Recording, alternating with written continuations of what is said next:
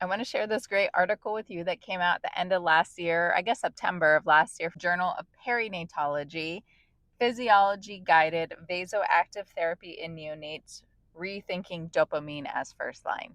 So shout out to my friend at Neocardio Lab, who's the senior author, which on this amazing paper. Because I've been a NICU nurse for, all this time, oftentimes if we have a baby who's hypotensive, if there's concern for shock, it's dopamine is the first line. And it was maybe 4 or 5 years ago at conferences I started hearing the doctors talking about, dopamine maybe isn't the best first line. Maybe we should be looking at these other drugs. And I really appreciate this paper, which nicely outlines the physiology of how dopamine works, how it affects multiple adrenergic receptors, and how that is, sometimes not helpful in certain patient populations, like in preterm babies who have very immature adrenergic receptors, basically shift into an alpha adrenergic, which is a vasoconstrictive response, when maybe you wanted more of an inotropic response or a better contractile response.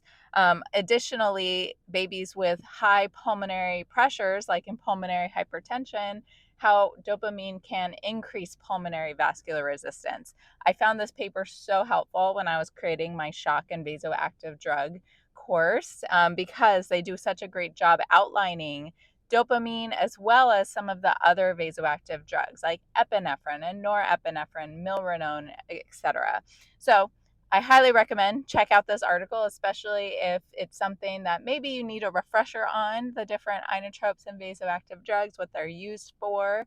I I love this article and I've actually read it a couple of times now. So it's a good one to keep close by to reference when you need. One of the things that I love the most about the article are the wonderful figures. The drawings are amazing. Anytime you see them, you know that it's Dr. Satyan, who is just such an incredible artist. And I so appreciate his drawings because it really helps to visualize these complex processes and how they're happening and how they change based on dosage. They did a really great job in this paper. So I put the citation in the description below.